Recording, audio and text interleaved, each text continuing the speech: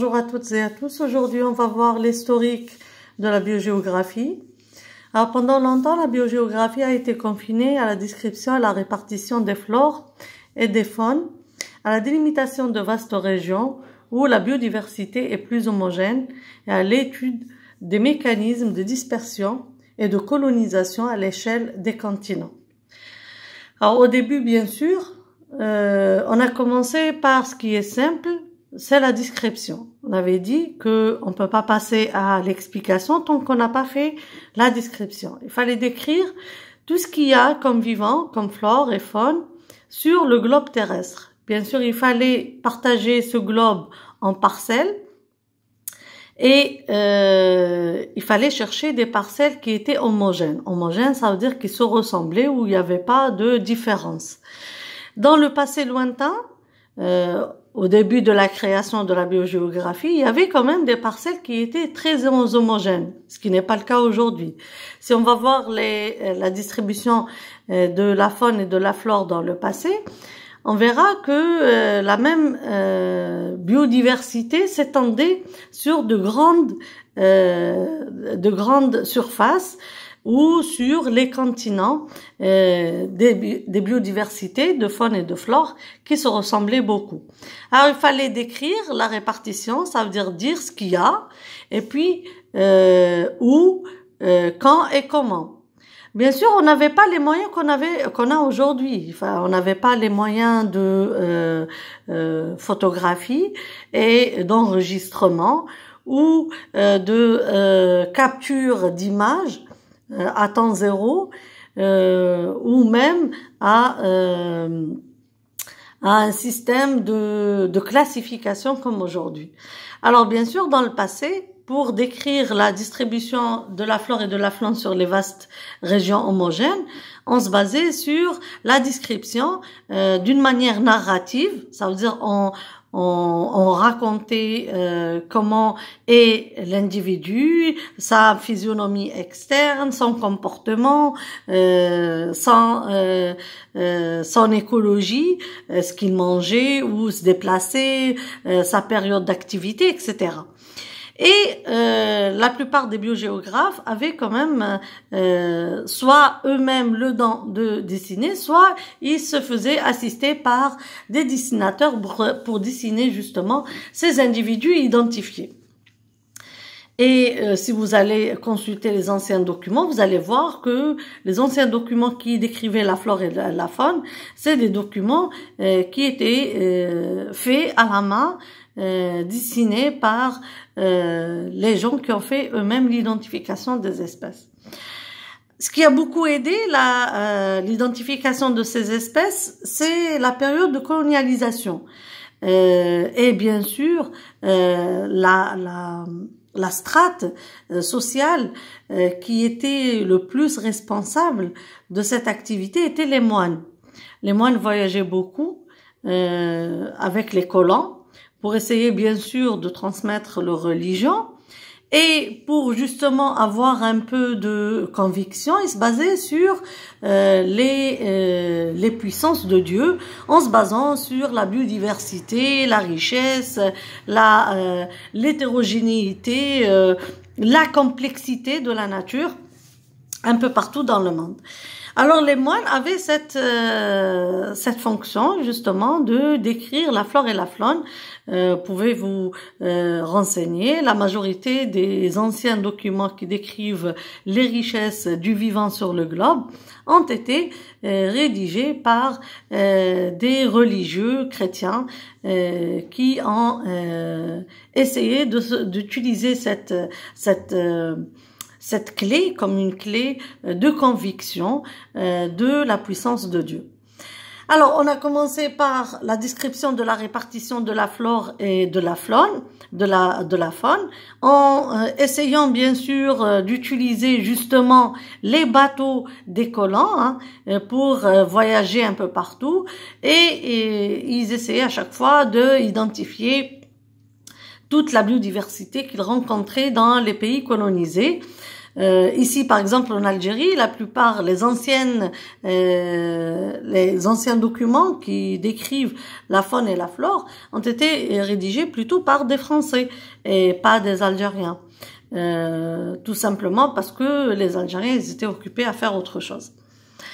Alors, on a fait une très bonne documentation là-dessus. Et ils ont conçu quand même une riche bibliothèque qui décrit la flore et la faune sur les continents. Alors, on étudie cette richesse sur la distribution de ces richesses sur les grandes étendues, tout simplement parce que on pouvait pas décrire à petite échelle.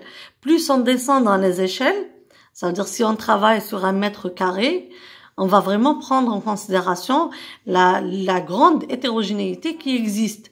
Mais si on travaille à grande échelle, si on travaille sur quelques kilomètres de haute échelle, on peut pas voir l'hétérogénéité, on va plutôt vers l'homogénéité. Alors on se basait beaucoup plus sur les grandes espèces, les espèces de grande taille, qui marquaient un petit peu les régions de biodiversité. Alors, on a fait l'étude des mécanismes de dispersion et de colonisation à l'échelle des continents. Bien sûr, on a essayé de voir l'écologie de chaque espèce. Jusqu'à quel point les espèces avaient la possibilité de coloniser de nouveaux milieux et de se déplacer et d'occuper de nouvelles aires. Alors on a commencé par essayer de justement changer l'habitat des individus en essayant d'introduire des individus, d'éliminer des individus pour étudier le comportement des autres espèces qui font partie du même écosystème. Alors, elle s'opposait clairement à l'écologie traditionnelle, science des relations, qui s'attachait à comprendre les mécanismes et le fonctionnement d'entités biologiques beaucoup mieux définis comme les populations ou les assemblages d'espèces. L'écologie, l'écologie traditionnelle ou classique, elle va plutôt étudier l'espèce et les interactions et les relations qui existent entre les espèces et leur milieu. La biogéographie, non, ce qui l'intéresse, c'est pas l'espèce en elle-même, mais les richesses qui existent, si elles peuvent encore continuer à exister, et puis si elles peuvent être réintroduites ou introduites ou éliminées d'un écosystème sans qu'il y ait un changement fatal pour l'existence de l'écosystème. Alors, et le fonctionnement d'entités biologiques beaucoup mieux définies comme les populations ou les assemblages d'espèces. Alors, la biodiversité historique et la biodiversité écologique sont deux branches de la biogéographie générale. Alors, la biogéographie historique, elle est basée sur la reconstruction de l'origine, de la dispersion et de l'extinction des groupes taxonomiques variés. Elle s'appuie sur la paléontologie, la paléoécologie et l'évolution. Alors, biogéographie historique, c'est la biogéographie qui va étudier l'histoire de la biodiversité sur le globe terrestre. L'origine de chaque espèce, elle est venue d'où cette espèce? N'oubliez pas que à un moment donné, il y avait une extinction massive où la majorité des espèces ont disparu. Alors comment ça se fait? Et d'où est venue cette espèce-là? Elle n'est pas venue d'un rien, hein, elle est venue justement grâce à un système naturel de création d'espèces qu'on appelle la spéciation, qui est issue justement de l'adaptation d'un groupe d'individus à un changement brusque à un moment donné, qui a eu lieu à un moment donné ou dans un lieu donné. On va voir la spéciation après.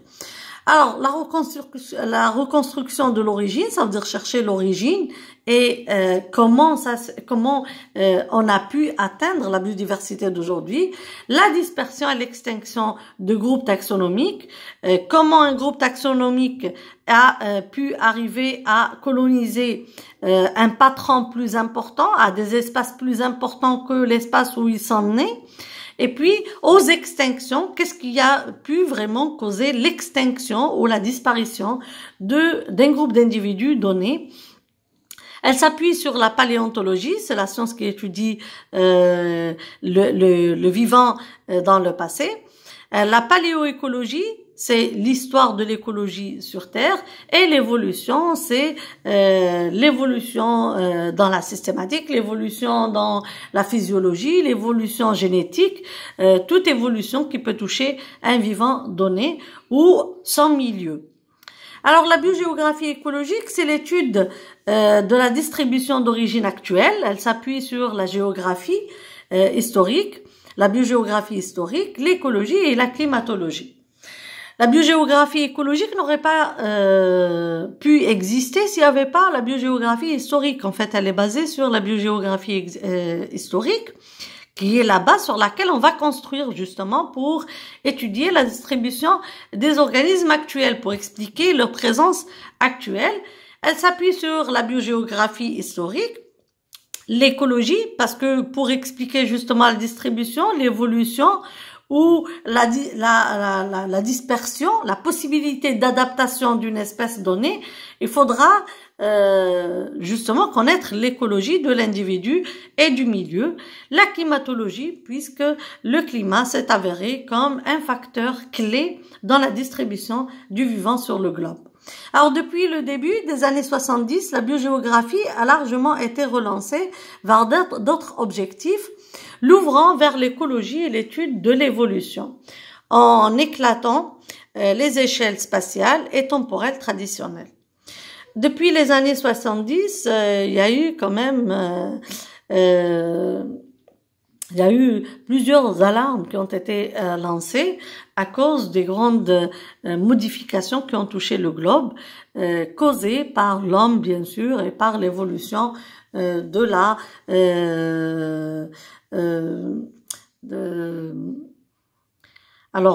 causée par l'industrialisation, l'évolution ou l'avancement du béton sur les étendues naturelles, etc. Et du coup, on s'est rendu compte qu'on n'avait pas le temps, justement, de tarder dans la description. Il fallait chercher plutôt des explications. Il fallait changer les objectifs de la biogéographie. Et il fallait étudier l'évolution, cette évolution qui est devenue trop rapide pour la science, parce qu'on n'avait plus le temps d'étudier les espèces aujourd'hui, vu que demain ça va changer et ça risque de changer encore plus rapidement dans les futurs proches. Alors l'éclatement des échelles spatiales était causé par justement ces moyens de transport qui sont venus chambouler un peu tout ça. Les colons, par exemple, lors des périodes de colonisation, ils ont essayé de prendre avec eux tout ce qu'ils aimaient voir ou utiliser ou domestiquer. Et du coup, ils ont introduit des espèces qui n'ont jamais existé dans des lieux auxquels ils n'étaient pas très... Pardon. Des milieux où ils n'étaient pas très adaptés. Alors du coup, les objectifs, ils étaient obligés d'être changés. Alors de fait, tous les mécanismes dits écologiques, comme l'immigration, l'extinction, la colonisation, la compétition, sont directement liés à la structure géographique et sont responsables de la répartition géographique des êtres vivants. Bien sûr, ce sont des outils en fait écologiques qui vont jouer sur la dispersion.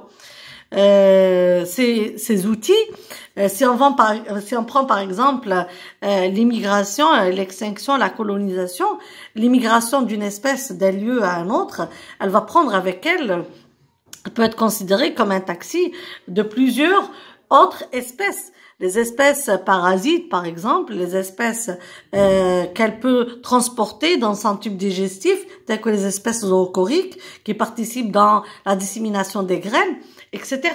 Les extinctions, la colonisation, le pouvoir de colonisation, le pouvoir de s'adapter à un nouveau milieu où on n'a jamais existé,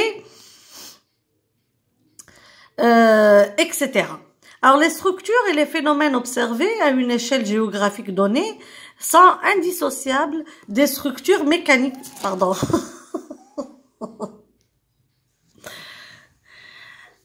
Alors, les structures et les phénomènes observés à une échelle géographique donnée sont indissociables des structures et mécanismes mis en œuvre aux échelles géographiques plus grandes.